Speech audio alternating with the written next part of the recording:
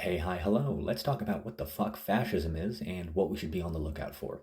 One of the best resources I've found for this is a 2003 essay called Fascism Anyone, written by political scientist Lawrence Britt. He wrote it after studying the fascist regimes of Hitler, Mussolini, Franco, Suharto, and Pinochet, and he found that they all shared these same 14 characteristics. So let's go over them now.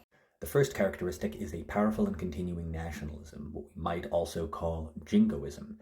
Fascist regimes tend to be obsessed with patriotic slogans and symbols like Make America Great Again or America First.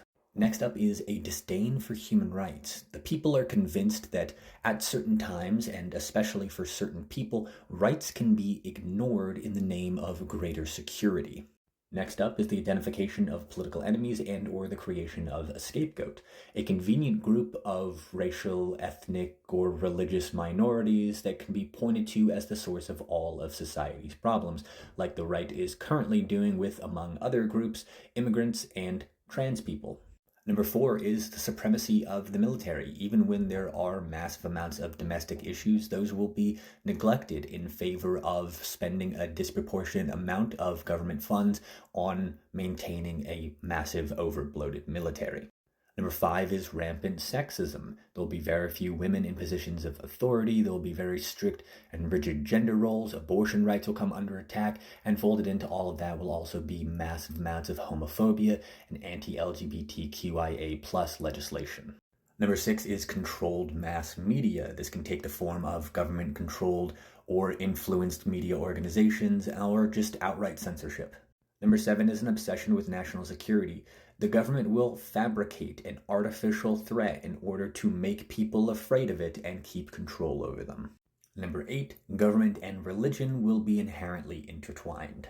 Number 9, corporate power is protected. It was corporate influence and money that put these politicians in power, and so they will protect their interests over the interests of the people. And as a direct follow-up to that, number 10, labor power is suppressed. Labor unions are either heavily suppressed, reviled, or banned outright. There's very often suppression or just a general disdain for higher education, academia, the arts, etc. Number 12, there's an obsession with crime and punishment, or as the Republican slogan goes, law and order.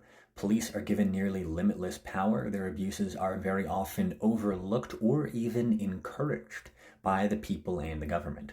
Number 13, rampant cronyism and corruption. People are given positions of authority not because they are qualified for it, but because they are friends, family, or benefactors of the head of state. And number 14 is fraudulent elections, either domestic or foreign interference to put a fascist dictator or keep one in power. I'm looking at you, Trump, and your relationship with Russia. Anyway, now you know. Have a day.